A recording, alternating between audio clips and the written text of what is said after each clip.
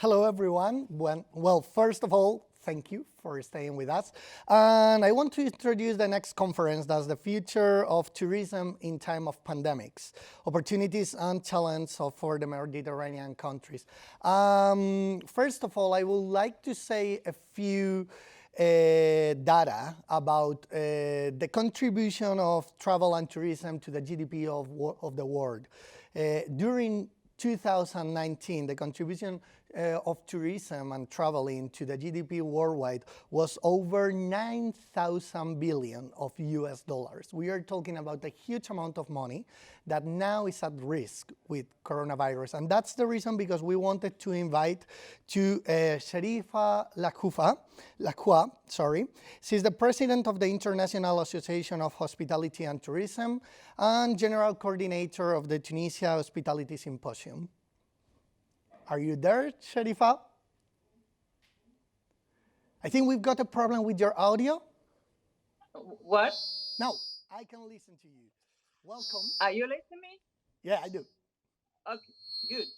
I can put headphones if you want. I think it's okay. I think we can listen to you properly. Okay. Well, welcome. And I want to introduce also to Manuel Butler. He's the executive director of the World Tourism Organization. Welcome, Manuel. Hello, it's a pleasure to be here with you. Hello, welcome. Can you listen to us properly? Yes. Perfect. Perfect. Here we are. As we said, the tourism and travel is a huge sector for the worldwide economy, and now it's at risk due to the COVID-19.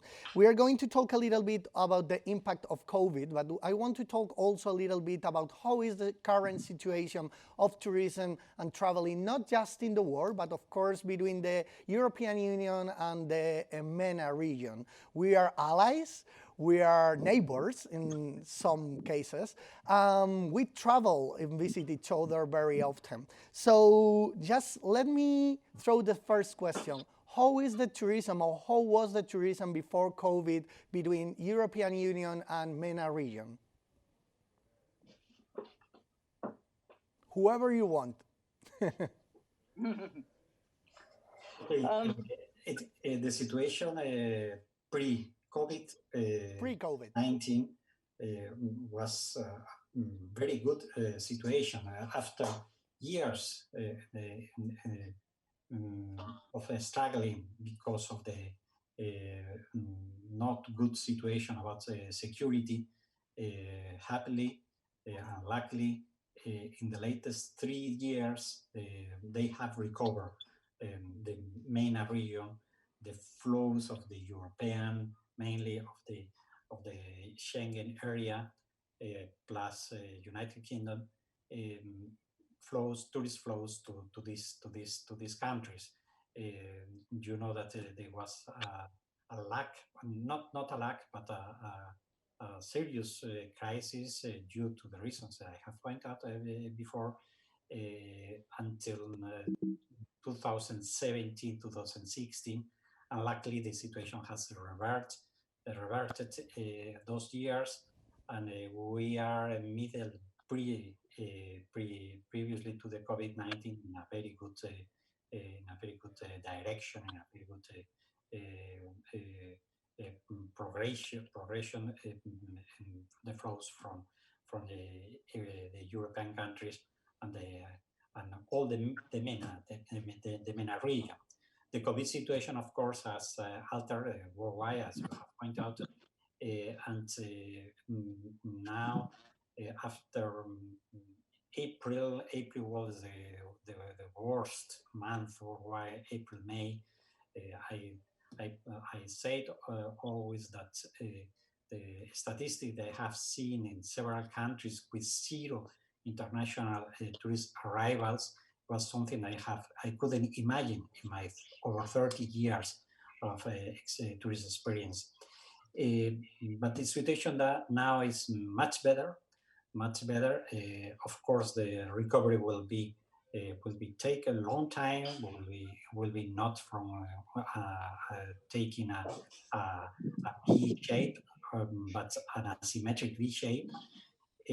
And we have gotten the UNWTO the statistics for the 4 years of the month, from January, from April, that we are now with real data and not with forecast. And the situation is less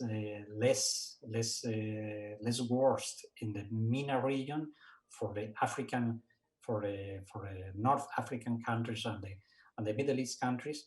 I have taken here exactly we are talking about from a minus 40%, worldwide that is 44%, and when we are talking for the Mediterranean European region, was hardest hit with minus 52%. Of course, isn't the travel restriction in the Schengen from the mid of June has changed completely, reverted completely the situation for Europe. Well, you've said we are already facing, of course, another situation. So pre-COVID, we were having like a really great time for tourism, between MENA region and also Europe. And the impact has been crazy because now 65% of all destinations worldwide, 141 countries, are facing different situations with their borders closed one way or another. So now that you are talking about this cooperation, about the possibilities of growing, a question comes to my mind, and it's what's going to happen with regional tourism and regional cooperation? How is that going to work? Because we have seen and we have talked that Schengen is helping, of course, into the Schengen area, but it's also been a conflict for having people from abroad coming. And how is that going to affect us? And how is, for example, that affecting Tunisia in your case, Chérifa? Hello, yes. In a pre-COVID situation, we had big flows of European tourists arrivals. So, for example, in 2019, there was about 2 million and 800,000 Europeans that came to Tunisia. Tunisia, and you know that Tunisia and Morocco in North Africa, and of course Egypt, are the most important touristic places or touristic countries. Here, I am more specialized in Tunisian tourism, and despite the barriers of Schengen visas, etc., we know that there are many exchange and touristic flow exchange between Europe and Tunisia in general. We can say that during socio-political or health crisis, tourism, of course, the first sector that suffer the consequences and not enjoy the benefits is the tourism sector. The nature of the activities of tourism sector are very vulnerable and highly impacted by these crises. And because of course, of some national and international health restrictions, tourism in Tunisia is still facing some problems and struggle to restart its operations and activities. So I don't know if now I can develop some points on tourism in Tunisia and how is it opened on European and Mediterranean countries, or highlight for Sure. I mean, for after. You can go ahead, Chérifa. Yeah, for sure. I think it's really interesting to know how are you facing, and also which countries do you think will be more affected? I think that's also really interesting because from your point of view, you can tell us what's going to do Tunisia that can also be applied to other countries. I think that will be helpful. And we can also speak about or discuss about maybe future opportunities after this crisis with in MENA region generally or in Euromed region in general. So since the 60s, really the tourism industry in Tunisia has been oriented towards meeting the needs of mass tourism, mainly seaside tourism, which generated and overexploited resources such as energy, water, but in addition that generates some pollutions. It is actually over tourism, what we call over tourism.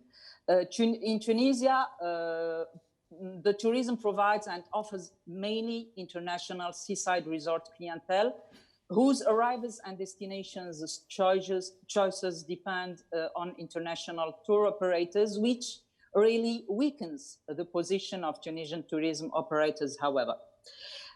It is only from the 90s that a new clientele independent from tour operators emerged, such as neighborhood tourism that are Algerians and Libyan tourists, that became important in terms of flows and revenues, reaching, for example, in 91, more than 2 million Maghrebian tourists. On the other hand, domestic tourism started to develop only from the beginning of 2000s. In 2006, it was estimated that more than 1 million of Tunisian tourists spent nearly 3 million overnight stays in Tunisian hotels. Over the last year, MICE and luxury tourism began to develop when some internationally renowned hotel chains were set in our country. And for more than 30 years, the Tunisian tourism has been targeted towards attracting a single type of clientele with poor chance of negotiations and hardly diversified touristic products. However, the heritage offers to customers a wide range of touristic products: seaside resort, wellness, thalassotherapy, thermalism, health tourism, cultural, golf, Saharan business, yachting, cruises, MICE tourism, etc. We know that in 2018, about 47% of the hotels were categorized into 5- and 4-star hotels. In 19, the capacity is about 236,000 beds, 85% of which are in seaside areas. And in the last 3 years, we've seen a growth in the luxury hotel industry through the establishment of internationally renowned hotel chains like Sheraton, Four Seasons, Movenpick, Radisson, Minor, and Antara, etc.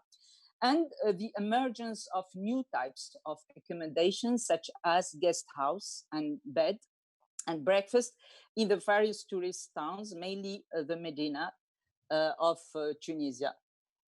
Nevertheless, these forms of accommodation, which can be followed by tourism products with high added value, like MICE, event, marina, cruises, sports, culture, etc., and ecotourism, of course, are still inefficient in terms of offers and number of customers. So we can, of course, develop lessons from the crisis, from COVID crisis, in Tunisia, but we can adapt it maybe in many countries of North Africa, like Morocco, like Egypt, and we can resume that we need a future territorial and sustainable management of tourism. If you want that I develop this, or we can speak about this sustainable management of tourism and the possibilities to open our Euromed region. I think that's, yeah, I think it's really interesting. Of course, there's going to be a challenge. I do agree. And it's going to be really interesting how to see that mix about sustainability in tourism, but also about new necessities for growing tourism. So being sustainable, but at the same time betting to grow tourism is going to be a challenge. And I like it a lot, something that you talk about the change of the flows of tourism. We were used to long flows, for example, coming from Europe to Tunisia because, Tunisia is cheaper than, for example, going to Marbella. So a lot of tourists from Germany, for example, will go to Tunisia. But if restrictions keep going on, then maybe you, as you said, you have to look also for your neighbors for this new kind of tourism, not just the sun, not just on the coast, but also that internal beautiful tourism that you've got in your country. And I would like to ask also Manuel, what about these flows in the rest of the world? What's happening in the rest of the world? How are these flows changing? Yeah, with the current situation, the flows they have stopped. Yeah, mainly. That's a very good indicator is the share of the domestic tourism in the global tourism, this tourism economy of one country. If we take the case of China, China was the first affected country by the coronavirus. The first thing the recovers what, of course, the domestic tourism and business travelers. They are one of the points that has a recovery, not completely. I have said previously it will take long time to recover to the pre-COVID situation. And of course, thereafter, there are the proximity, the neighborhoods countries, and of course, the latest will be the long haul destinations for each country. In the case of the Mediterranean area, the MENA region, we have to consider that it's the most important region worldwide in terms of tourist flows. And the situation that we are now living with the easing travel restriction in the Schengen area, it doesn't mean they are outside of the Schengen area. They are happening these flows. The intention of the European community of the countries, Schengen countries, is to open the borders to all the countries, and especially to the North Africa, Middle East area. We have to consider, I say always, two things that in this currently crisis, that we have to have an eye on the short term and other eye at the same time on the long term. On the short term, that the situation is completely a severe situation. For example, if we take in account what represents tourism for countries for the North Africa, if we are taking in account the share of exports, tourism, for example, for Egypt, represents 25% of exports. They are completely stopped. Or Jordan has a share of 41%. The case of Tunisia is 12%. We are comparing with the Mediterranean European countries. Spain, for example, has 12%. That has the biggest, with Greece with 15%. But the other countries, I mean, France, Italy, and so forth, they have a less dependence on tourism, covering the export.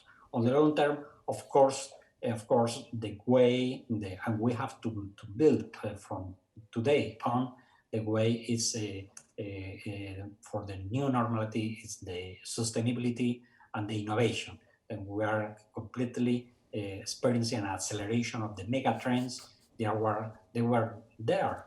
We have to recall that, for example, in December, was held the COP 2025 with the climate action, and that the climate action is affecting not in the same way all the countries. It's affecting the weakest, the most vulnerable countries, and that's something that is there, of course.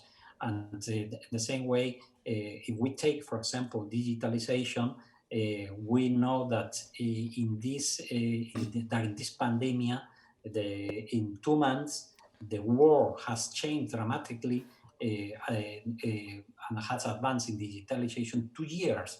I mean that we have to be prepared for these accelerated changes, and there are the big challenges that we have to face to face shoulder to shoulder. That was the big lesson, I mean, of this pandemic, of this current crisis. Collaboration, cooperation is the key word, yeah? And working together, the Mediterranean South, Mediterranean North countries, and Middle East, that's the right way to do it. It is so interesting because both of you have talked about the sustainability and the collaboration, but at the other hand, you are talking also that in a short term we may have like a really low number of tourists, or at least less tourists than we used to have. So is this going really to be a collaboration situation, or that's your wish? Because I mean, it wouldn't be the first time that we face a prices war, where all countries compete for taking the tourism through cheaper hotels, cheaper flights. Is really going to happen about collaboration and innovation, or are we facing again another prices war? Yes, for this year, all the experts have some provisions, and they say that the behavior of the travelers will be a snail behavior. So the travelers or the international tourists, the Euromed tourists, will choose to be in its country, in its locality, in its region, in its country, and then maybe after some months, or 3 or 4 months, maybe in the end of this year, in the beginning of next year, he will be able to have international travels. But now all the experts are agree that we can have only domestic tourism or neighborhood tourism if the COVID barriers are deleted, of course. So I think that all what touristic countries can do nowadays for this year is to prepare to restructure the accommodation structures, the model of tourism, the tourism model maybe want or must be oriented toward territorial and sustainable management of tourism.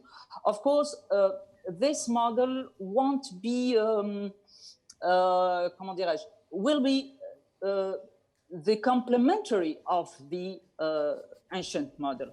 It will not be a unique model because the mass tourism model is always a model that have many or bring many revenues for the economies in Euromed, in North Africa. So we are, of course, all agreeing that this model is very good for our economies. But the COVID crisis, I think that COVID crisis has highlighted the importance of sustainable territorial management. And it is only through an effective management and a health plan that several countries have succeeded in fighting against and preventing from this health flow. So in the recommendation presented in its reports, its different reports, UNWTO held a great importance to the sustainable management of tourism territories, which is clearly visible in the measures set and taken to revive and accelerate a quick recovery in the future. The distant journeys of tourists, their massive gathering, the growing negative impact of this sector on sustainable development on territories leads us to examine the possible alternatives, not alternatives, but complement for another tourism model, such as, of course, as I said, ecotourism, cultural tourism, agritourism, human-scale tourism. But maybe before developing this new type of tourism, it is necessary to have some prerequisites, some conditions, like, for example, enrich the ecosystem and create emerging dynamics such as collaborative economy, digital technology that is very important in this new model, valorization of culture, nature, farms, development of short food circuits. All the economic experts, even the more liberal economic experts now are speaking about short food circuits because we saw that long circuits were were stopped by this crisis and maybe by other crises. We must have some another prerequisites is mechanisms to encourage investment and entrepreneurship, like special incentives, like special programs to support entrepreneurship in local tourism, and this will further advance innovation in digital transformation. Ensure equal access to measures for women and other disabled groups, environmental protection measures that should be integrated into incentives and investment schemes, develop training programs, especially in North Africa, where we have sometimes bad training or trained hotel employees. So we must identify new training courses, support and increase publicly funded programs for education and training. But some prerequisites concerns the marketing and demand management. So for this, especially this point, provide incentives for the development of products, market segments, and marketing activities that contribute to a more responsible and sustainable travel and tourism sector. Conduct campaigns for informed and responsible travel that contributes to local economies and to the protection of cultural and natural heritage. Identify and develop special promotions for markets and segments that tend to bounce or to bounce back faster, such as specialized travel, such as domestic tourism market. Promote domestic tourism, of course. Develop and communicate on specific platforms, and this is the collaboration in Euro-Mediterranean. Specific platforms and with direct and digital marketing for a Euro-Mediterranean clientele in niche market segments like VIP, hunting, fishing, scuba diving tourism, high-level sports tourism, team sports tourism, etc. These Euromed who travel through specialized tour operators, not big tour operates, or direct networks. The direct networks are in digital, but in social networks, in demo platforms. The DMO platforms are now platforms that are developing and that can enhance the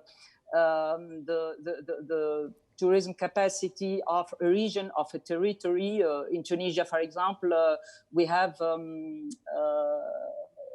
Swiss contact that developed in a DMO in the south of Tunisia. Yeah. A DMO is a destination management organization. Chérifa, and it is very linked to territories. Yeah. Yeah, I would like, thank you very much. I mean, you gave a lot of tips that I think that can be useful for everyone that's watching us and do work in the sector. I would like also to ask for Manuel if he thinks that's aligned to what Chérifa was saying. And also, what about your organization? Do you think this is going to be about that price where we were talking, or do you think that what Chérifa was saying to us, this whole new transformation also with the digitalization, but of course with the specialization of the tourism sector, what will be the paths? Just 1 second first. For those who are following us on Facebook, just to let them know, we are going to have a little cut of the live streaming at 4 p.m. Okay, no worries, you can still follow us, and you of course can stay tuned on Facebook and of course on YouTube. Manuel, sorry, the question for you. Thank you. No, I completely agree with what she has said. That was a very comprehensive answer. Coming back to your question about the collaboration nowadays, in this moment, we have to, when I was talking about the short term and long term, we have to differentiate both things. Short term, the industry worldwide is fighting for its survival. Is fighting for liquidity, is fighting to preserve jobs. We have a projection about over 100 million jobs, and there are risk during this year. And the 3 mega trends that I have mentioned previously, 2 mega trends: digitalization, sustainability. Sustainability for me is the key. That there is the network logic as well. Yeah. To collaborate, to work shoulder to shoulder, as I said previously. And I give you one example now in the short term, how important is the collaboration. For the protocols to have these seals of COVID-free, we need to couple countries. Otherwise, it's not possible, or will be very slow the recovery. From the UNWTO, our SG, Turapkovikashvili, called global community crisis at the beginning of the month of March. The response was fantastic. All our UN sister organizations were there. They were relevant for a business, like the WHO, the ILO, and so forth. And one of the points that we distinguish 3 different phases. Of course, the first one that was most urgent about the survival of the sector and preserving jobs, and 7 priorities. Of course, the first priority is survival of the industry, as I said, and the second one is to regain the trust of the tourists, the trust of the consumers, on the basis that they are safety and healthy situation. And one of the most practical actions was to harmonize the protocols in order to accelerate that. Coming back to the case of the Middle East and mainly North Africa, as was said previously, we are working in capacity building. Then, of course, the change from one tourist ecosystem to the a new ecosystem that is coming.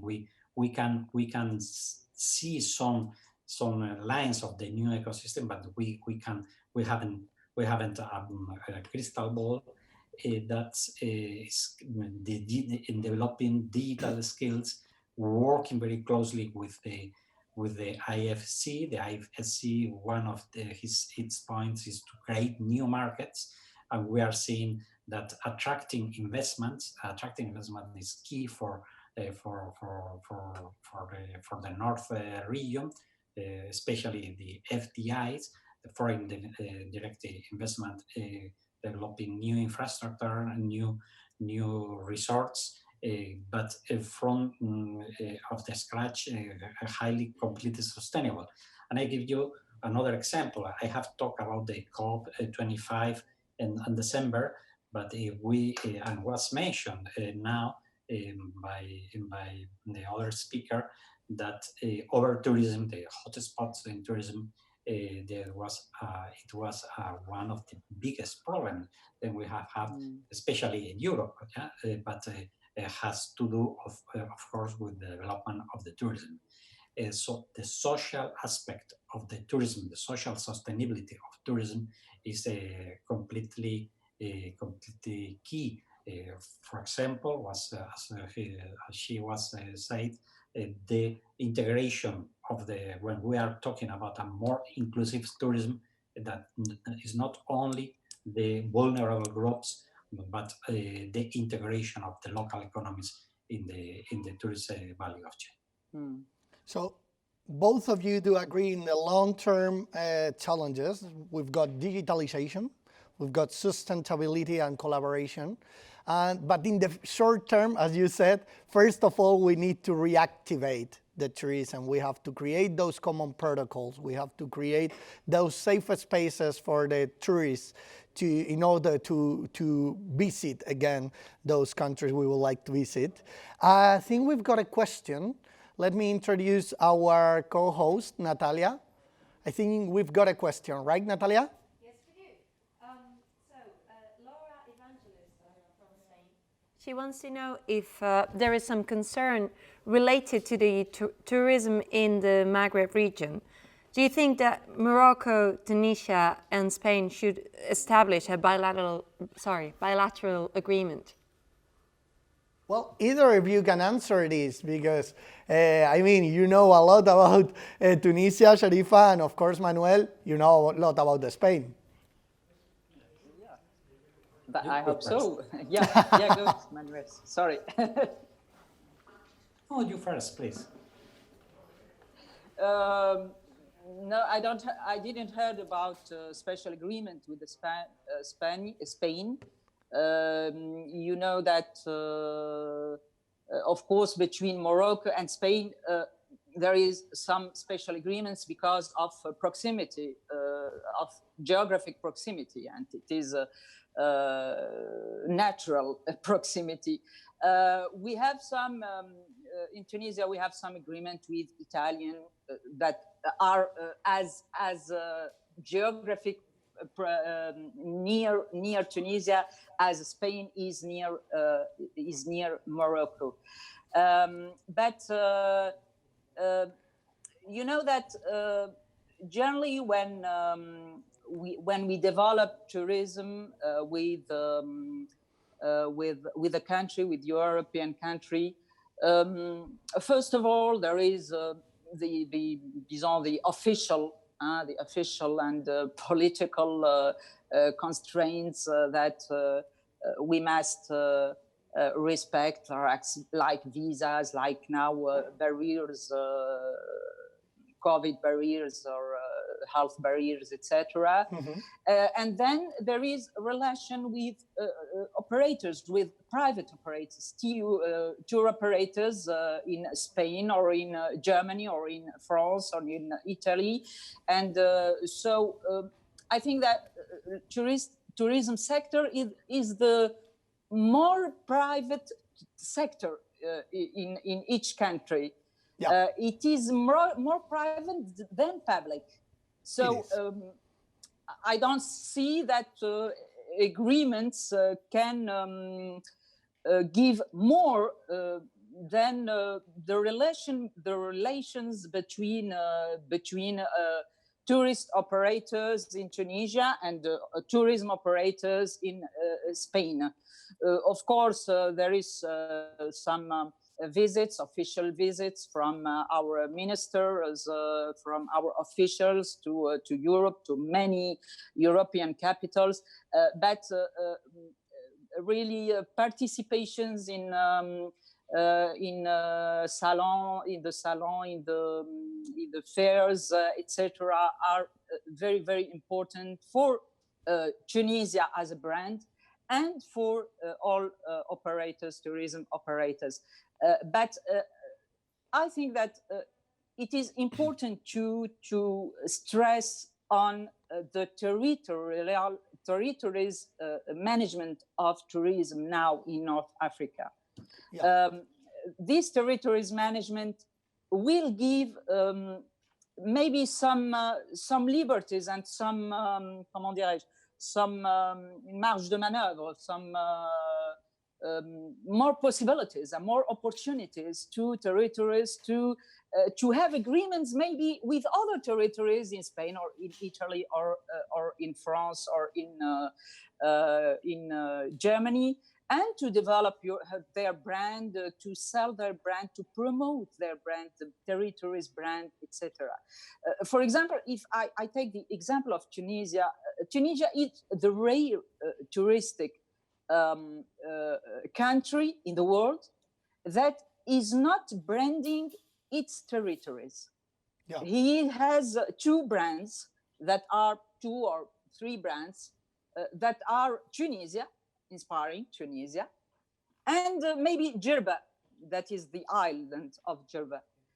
But the other territories that are very, very rich in terms of heritage, cultural, natural, etc., are not well branded and are not known by the Euro-Mediterranean tourist. The Euro-Mediterranean tourist knows them from the tour operators or from the only from the brochures, etc., and not from direct networks, digital networks, social networks, DMO platforms, or corporate maybe networks from universities, from associations, from Euromed NGOs, etc. So more private collaboration and more branding for Tunisia and for the regions. Private and social collaboration and NGOs collaboration, yeah. Universities too. University too. Okay. And what do you think, Manuel? Is there any possibility of a special collaboration between Morocco, Spain, and Tunisia? I think it makes sense. It makes sense. In fact, as Madame Lakhoua has said, there is some kinds of collaboration between Spain and Morocco, especially with Andalusia. The tourism is a regional phenomenon, and for a long time they are working. But I think from a national perspective and international perspective, we have to bear in mind that tourism is a very powerful tool for prosperity and for peace, and to work together in the equal basis. I mean, in the partnership on equal basis, not junior and senior partnerships, but on the equal basis, on a basis of respecting the both of the three parts together makes a lot of sense. Of course, the first push has to be done by the governments. There is so frameworks, regulations, and so forth. And of course, the main players, they are always the private sector, but it will come on a second way. That's mean integrating all the stakeholders all together. Will reaching a win-win situation. I'm sure of it. I can definitely imagine. I mean, from what you said, both of you, I can perfectly imagine a common strategy between Morocco, Tunisia, and Spain, going, for example, to the States or to Latin America and offering visiting the three countries at once. Once they travel to this part of the world, so they can travel together, we can give them a safe space for traveling to our three countries. It sounds definitely an option and interesting, even if it's with private or public collaboration, we will see. Thank you very much. I think we can have just one more question, if there's any question. And if there's not, I will anyway ask you for a hope message. We are facing a difficult situation. So I will just ask you for these last 5 minutes about a hope message for those who work in your industry, in tourism, and are facing a bad time. What could you tell them? Sorry, I didn't understand you. Just a message of hope for those in your industry. Okay. So what do you hope. think that could give hope for those working in tourism? Let's work hard, and the day after will come. So the day after COVID will come. Of course, many of our behaviors are changing and must be changed to adapt to this dangerous situation, health situation. But I think that that with this situation, like I said, this situation had, comment dirais-je, bring or highlighted the importance of territories, the importance of other societies, the importance of cultures, the importance of knowing other cultures, maybe, and the importance too of decentralization, c'est-à-dire make decentralized health plans, tourism plans, to have more comment dire, a relationship between associations, Euromed Association, Euromed universities, Euromed platform, social platform, or corporate platform, maybe, etc. So